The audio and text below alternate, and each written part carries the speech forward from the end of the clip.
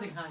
I feel weird sitting over here. Well, good morning, Annie. It's still weird sitting over here. I know, we're sort of switching things up a little bit. Because that is my usual I know. spot. Where's the sheep? So there's the my sheep. Hi, sheep. Yeah. Okay, all good. Oh. I'll adapt. We are incredible adapters as human beings. We may whine about it, though. Well, yeah, we're incredible whiners, too. So we're incredible whining adapters. I need a shirt with that.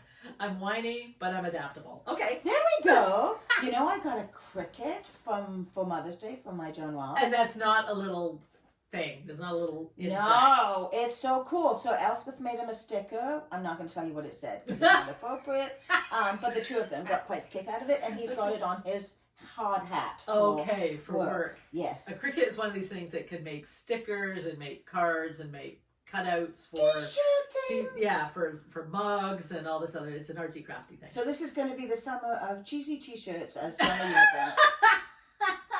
So beware when you see Carrie and I. There may be a bunch of cheesy t-shirts coming out. Okay. Yes. I like it. So it is Friday, June the 2nd, and we are recording for Friday Crumbs from the Pop Tarts. Because that's us. That's us. And of course, we're not recording on the Friday, but that's okay. Okay. And it's sunshine. I'm so excited to see sunshine. I was in California for 4 days, I can't remember.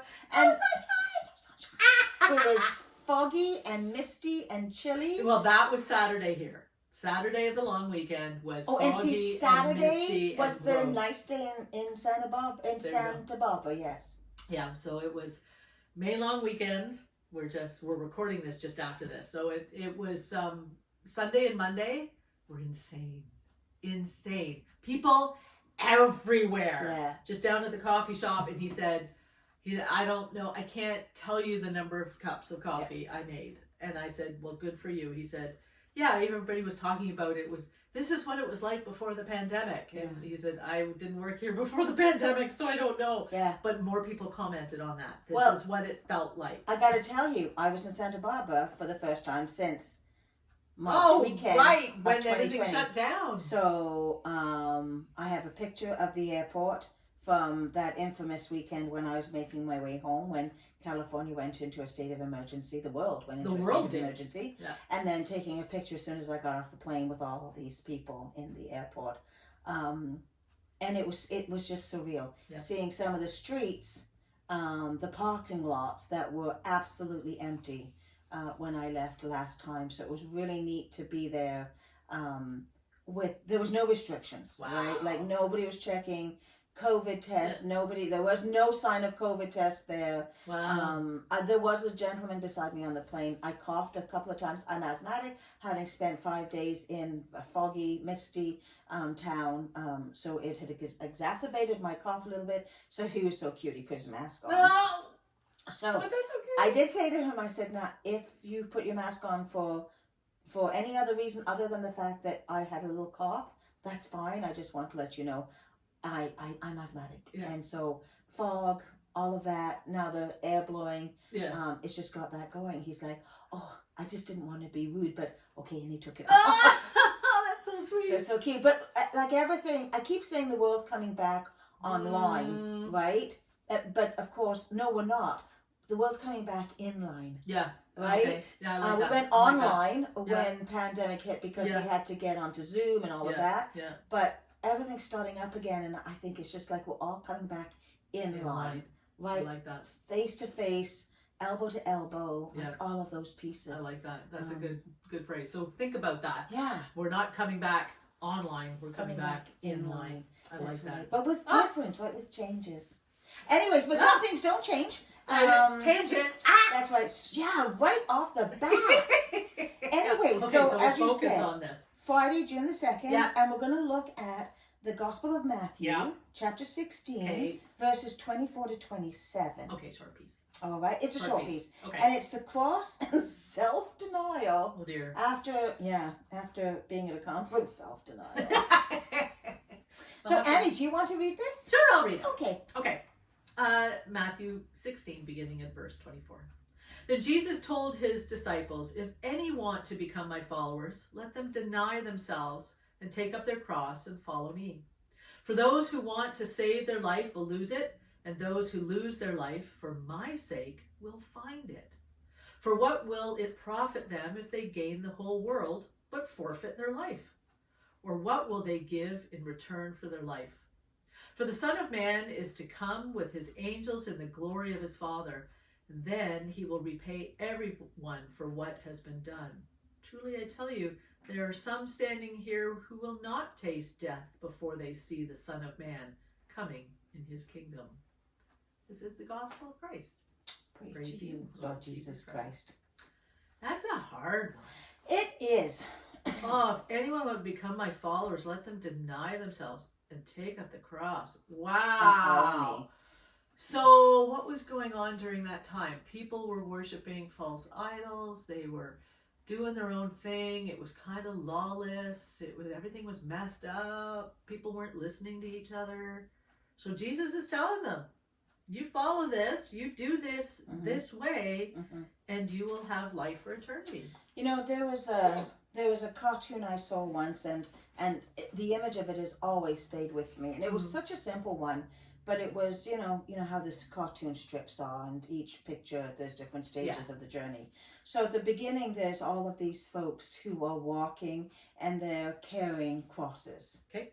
Right, and so the backs are a bit stooped as they carry this cross on their back, and the long post is dragging in the ground.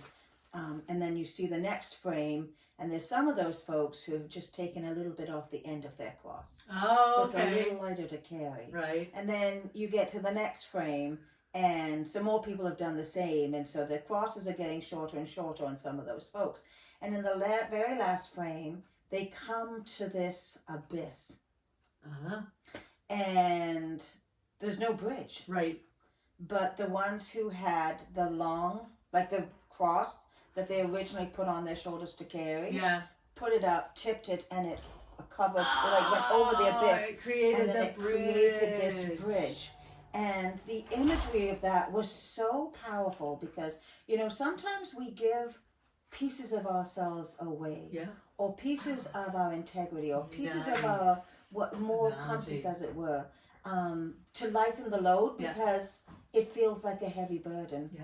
And yet at some point in our life, we need it. Yes. So just like that image of the cross, even though in some ways it was a very heavy burden to carry, it was what was needed. Wow. Right? Isn't that an incredible image? I hope you got that analogy, and I hope you got that image. Yeah, that is amazing. Yeah. And I think sometimes we cut ourselves short, or we say, oh, we're not going to do the whole thing because it's too onerous, it's too much, I can't see my way as you go back to school again, hopefully. Got my acceptance.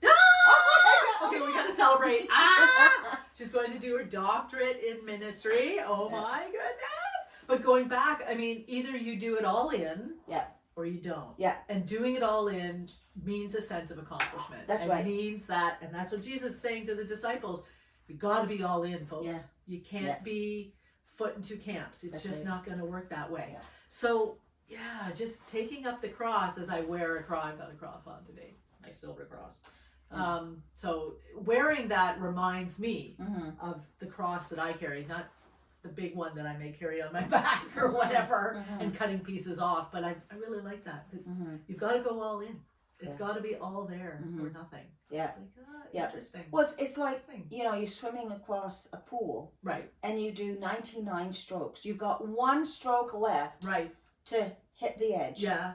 And put your hand out and find solid ground. Right. But if you only do 99 and you stop, you haven't reached the end. You haven't reached the end. No. And unless there's someone there to reach out to give you that hand, you drown. Yep. Right? And so the wonderful gift of life as Christians is that Christ is always at the end of the pool. Man, we're putting some analogies together here, but there's always that hand there for you. But we are given.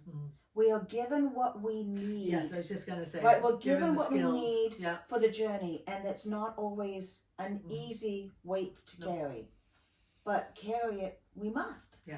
Right. And that, in my mind, that cross that was put down, that created that bridge. The beautiful thing for me in that imagery was that it wasn't just for the person carrying it. It was for all who came behind, right? Yeah. And so I know theologically, then that's like, well, but how does justice and how does the, you know, and all of those pieces work out? But I figure I don't know the true definition of any of those words. God does. But we also don't know if somebody going behind that larger cross helped carry it. Well, absolutely, You know, right? like who saw that person was struggling? Well, like Simon, when Jesus was carrying the cross, he carried the cross for a while. Give the guy a break, right? Yeah. Who behind that big long cross helped somebody else? That's right. Well, and then you look at this next line, right? For those who want to save their life will lose it, and those who lose their life for my sake will find it. And how often do we talk about having just given up, like just giving it over to God? Yeah. Okay, I can't do it on my own anymore, right? Yeah. I have no otother answers. Gotta share it. Yeah.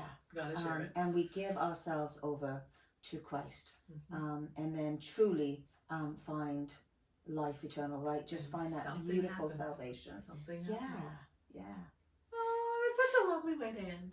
So there we go. So those are our crummy thoughts. Yeah, crummy thoughts. They're not crummy. No, they're they not. were good. No, I sometimes thought the crumbs on your plate are the most tasty piece, right? Anyways, until we see you next week, take care and God bless. Bye-bye. Bye.